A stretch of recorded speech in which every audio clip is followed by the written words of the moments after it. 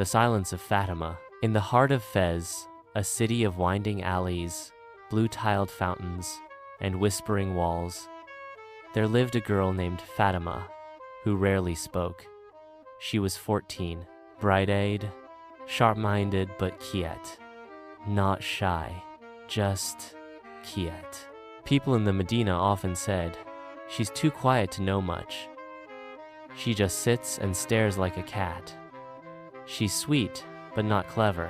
But what they didn't realize was this: Fatima heard everything. She listened to the spice vendor sigh when no one bought his saffron. She noticed the shoemaker humming the same tune every time he was worried. She watched the sky when it turned yellow-gray before the rains. She listened more than she spoke, and because of that, she understood more than most. Then came Amin. Amin was 15, loud, brilliant, and very proud of being both. He was the son of the town baker, and everyone said he'd grow up to be something important. He had an opinion about everything: politics, soccer, poetry, even tea.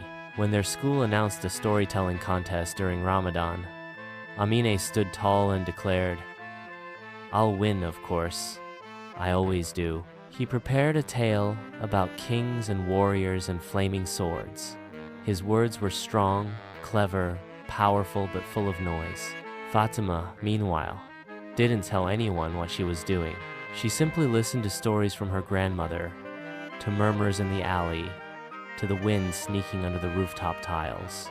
The night of the contest, the courtyard was lit with lanterns and lined with rugs. Tea steamed in tiny glasses. Elders sat in chairs. Children sat on cushions.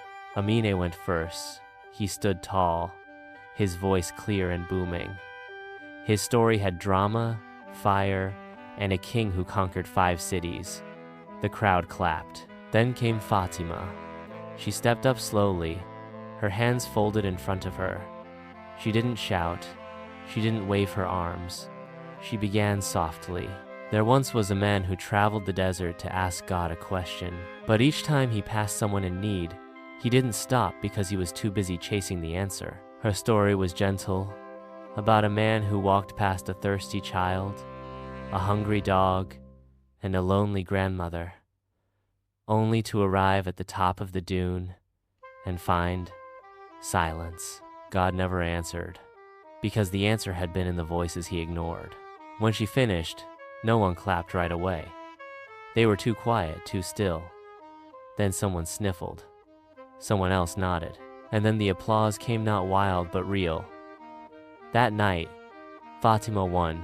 Amin, stunned, sat beside her after the contest. He didn't even know what to say. She looked at him and smiled. "You don't have to talk the loudest," she said.